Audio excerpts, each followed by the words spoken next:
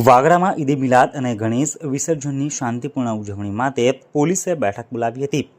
આગામી દિવસોમાં વાગરા નગરમાં ધાર્મિક સૌહાર્દ અને સહકારનું અનોખું ઉદાહરણ જોવા મળવાનું છે।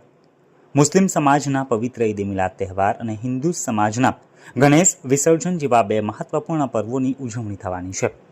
આ પર્વો શાંતિપૂર્ણ અને સુમેળભર્યા વાતાવરણમાં સંપન્ન થાય તે માટે વાગરા પોલીસે એક મહત્વપૂર્ણ બેઠક બોલાવી હતી, જેમાં બંને સમાજના આગેવાનો અને આયોજકો ઉપસ્થિત રહ્યા હતા।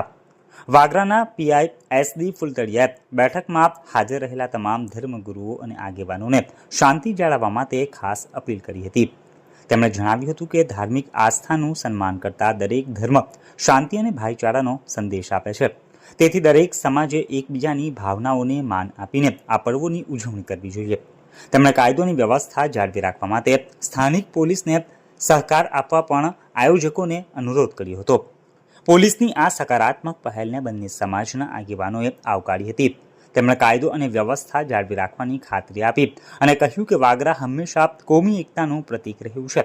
આ બેઠકમાં થયેલી ચર્ચાથી સ્પષ્ટ થયું કે આ બંને પર્વો દરમિયાન કોઈ અનિચ્છનીય બનાવ ન બને તે માટે બંને સમાજ એકબીજાને પૂરો સહકાર આપશે। આ બેઠકમાં મોટી સંખ્યામાં હિન્દુ અને મુસ્લિમ સમાજના આયોજકો અને આગેવાનોની હાજરીએ વાતનો પુરાવો છે કે વાગરાના લોકો ધર્મ અને આસ્થાથી ઉપર ઉઠીને એકતા અને ભાઈચારામાં માને છે। આ ઘટના સમાજમાં સકારાત્મકતા અને પરસ્પર વિશ્વાસનું વાતાવરણ ઊભું કરે છે।